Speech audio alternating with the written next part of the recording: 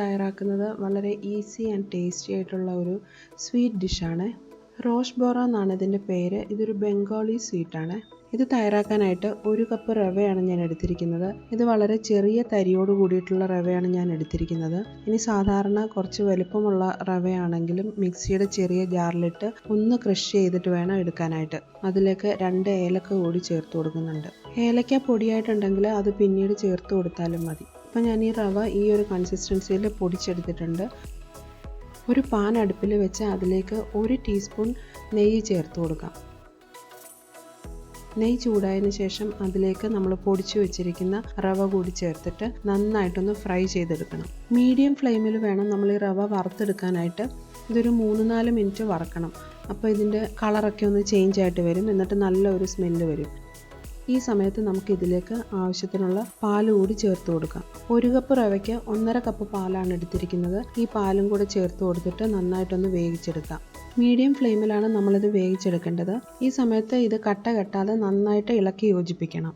ഇത് തയ്യാറാക്കുമ്പോൾ 1-2 കാര്യങ്ങൾ നമ്മൾ ശ്രദ്ധിക്കണം. നമ്മൾ ആദ്യം ചേർത്ത് കൊടുക്കുന്ന നെയ്യുടെ അളവ് കൂടിപ്പോയാൽ നമ്മളിത് ഫ്രൈ ചെയ്തെടുക്കുന്ന സമയത്ത് ഇതിങ്ങനെ പൊട്ടിപ്പോകാനായിട്ട് ചാൻസ് ഉണ്ട്. അതുകൊണ്ട് വളരെ കുറച്ച് 1 കപ്പ് റവയ്ക്ക് 1 ടീസ്പൂൺ നെയ്യ് എന്നുള്ള അളവിൽ മാത്രം ചേർത്ത് കൊടുത്താൽ മതി. അതിനുശേഷം ഇത് വേവിച്ചെടുക്കുമ്പോഴും ഒരുപാട് ഡ്രൈ ആയി പോകാതെ ഈ ഒരു കൺസിസ്റ്റൻസിയിൽ വേണം നമ്മൾ വേവിച്ചെടുക്കാനായിട്ട്. ഒത്തിരി ഡ്രൈ ആയാലും ഇത് പൊട്ടിപ്പോകാൻ ചാൻസ് ഉണ്ട്.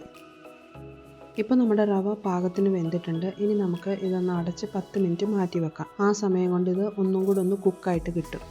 ഈ സമയത്ത് നമുക്ക് ഇതിലേക്ക് ആവശ്യമായിട്ടുള്ള പഞ്ചസാര പാനി തയ്യാറാക്കാം. അതിന് വേണ്ടിയിട്ട് 1.5 കപ്പ് പഞ്ചസാരയാണ് എടുത്തിരിക്കുന്നത്. അത്രയും തന്നെ വെള്ളവും ചേർത്തിട്ട് ഇതിലേക്ക് 2 ഏലക്ക കൂടി ചേർത്തിട്ട് നന്നായിട്ട് ചൂടാക്കിയെടുക്കാം. ഈ പഞ്ചസാര പാനി ഒരു നൂൽ പരുവം ആവേണ്ട ആവശ്യമില്ല. അതിന് മുമ്പായിട്ട് കയ്യിലെടുത്തൊന്ന് നോക്കുമ്പോൾ ഒരു ഓയിലി കൺസിസ്റ്റൻസി അത്ര ആവശ്യമുള്ളൂ. ഞാൻ ഇതിലേക്ക് 1 നുള്ള് കുങ്കുമപ്പൂ കൂടി ചേർത്ത് കൊടുക്കുന്നുണ്ട്. ഇത് ഓപ്ഷണലാണ്. കയ്യിലുണ്ടെങ്കിൽ മാത്രം ചേർത്താൽ മതിയേ. ഇതൊരു കളറ് കിട്ടാൻ വേണ്ടി ചേർത്തുന്നേ ഉള്ളേ.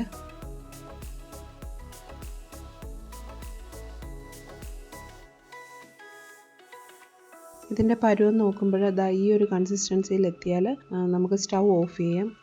അതിനുശേഷം ഇതിലേക്ക് 2-3 തുള്ളി നാരങ്ങ നീര് കൂടി ചേർത്ത് കൊടുക്കാം. നാരങ്ങ നീര് ചേർത്ത് കൊടുക്കുന്നത് ഈ പഞ്ചസാര പാനി ഇരുന്നിട്ട് ക്രിസ്റ്റലൈസ് ആകാതിരിക്കാൻ വേണ്ടിയിട്ടാണ്.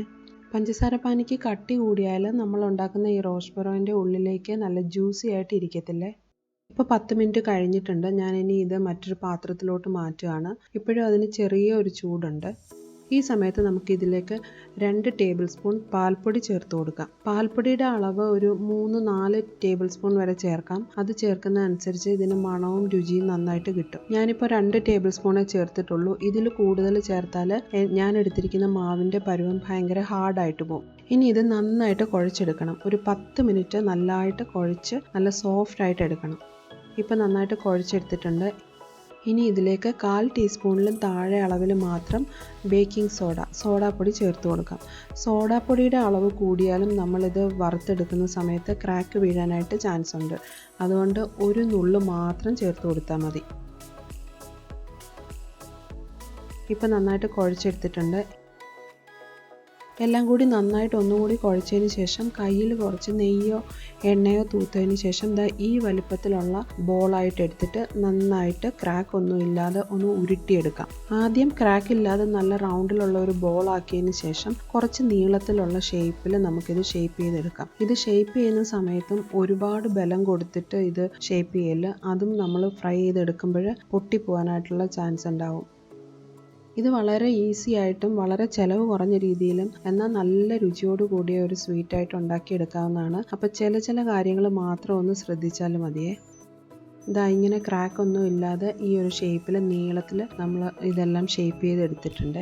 നമ്മളിത് ഷേപ്പ് ചെയ്ത് എടുക്കുന്ന സമയത്ത് ലാസ്റ്റ് പോർഷനൊക്കെ ആകുമ്പോഴത്തേക്ക് ചിലപ്പോൾ ക്രാക്ക് വീഴാനായിട്ട് ചാൻസ് ഉണ്ട്. അതിൻ്റെ അർത്ഥം ഇത് കുറച്ച് ഡ്രൈ ആയി എന്നുള്ളതാണ്. ആ സമയത്ത് നമ്മൾ കൈ ഒന്ന് നനച്ചിട്ട് ഒന്നും കൂടെ ഈ മാവൊന്ന് കുഴച്ച് കൊടുക്കണം. ഇല്ലാന്നുണ്ടെങ്കിൽ 1 ടീസ്പൂൺ പാലും കൂടെ ചേർത്തിട്ട് ഒന്നും കൂടെ ഒന്ന് കുഴച്ചിട്ട് വേണം ഷേപ്പ് ചെയ്തെടുക്കാനായിട്ട്.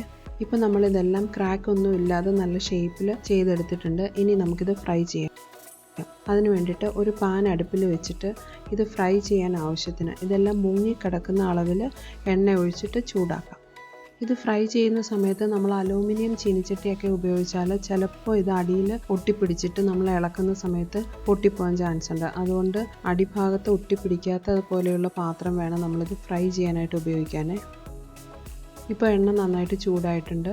ഇനി ഇതിലേക്ക് നമുക്ക് തയ്യാറാക്കി വെച്ചിരിക്കുന്ന റോഷ് ബോറോസ് ഇട്ട് കൊടുക്കാം. ഇത് എണ്ണയിലേക്ക് ഇട്ടതിന് ശേഷം ഒരു 2 മിനിറ്റിന് ശേഷം മാത്രമേ ഇളക്കാവുള്ളൂ, ഇല്ലെങ്കിൽ പൊടിഞ്ഞു പോകും. ഇപ്പോൾ നമ്മളിത് ഇട്ട് കൊടുത്തിട്ട് 2 മിനിറ്റ് ആയിട്ടുണ്ട്. ഇപ്പോൾ ഞാൻ ഫ്ലെയിം മീഡിയത്തിലോട്ട് മാറ്റിയിട്ടുണ്ട്. ഓയിൽ ഒരിത്തിരി ചൂട് കൂടുതലുണ്ടായിരുന്നു. നിങ്ങളിത് തയ്യാറാക്കുന്ന സമയത്ത് മീഡിയം ഫ്ലെയിമിൽ തന്നെ ഇട്ടിട്ട് ഫ്രൈ ചെയ്തെടുക്കാൻ വേണ്ടിയിട്ട് ശ്രദ്ധിക്കണേ. ഇത്രയും ഫ്രൈ ആയതിനു ശേഷം നമുക്കിത് ഓരോന്നും തിരിച്ചിട്ട് വേണം ഫ്രൈ ചെയ്തെടുക്കാൻ. ഇനി ഇത് പൊട്ടിപ്പോകത്തില്ല. മീഡിയം ഫ്ലെയിമിലിട്ട് എല്ലാം നല്ല ഒരു ഗോൾഡൻ കളർ ആകുന്നത് വരെ ഫ്രൈ ചെയ്തെടുക്കാം.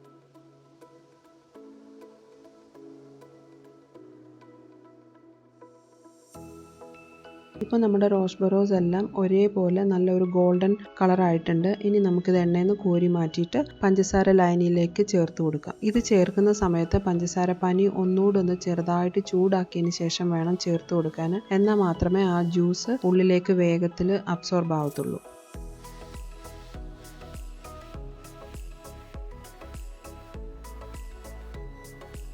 ഇത് പഞ്ചസാര പാനിയിൽ 1-2 മണിക്കൂർ നന്നായിട്ട് സോക്കായാൽ മാത്രമേ ഇതിനുള്ളിലേക്കൊക്കെ പാനി കയറിയിട്ട് നല്ല സോഫ്റ്റായിട്ട് കിട്ടത്തുള്ളൂ.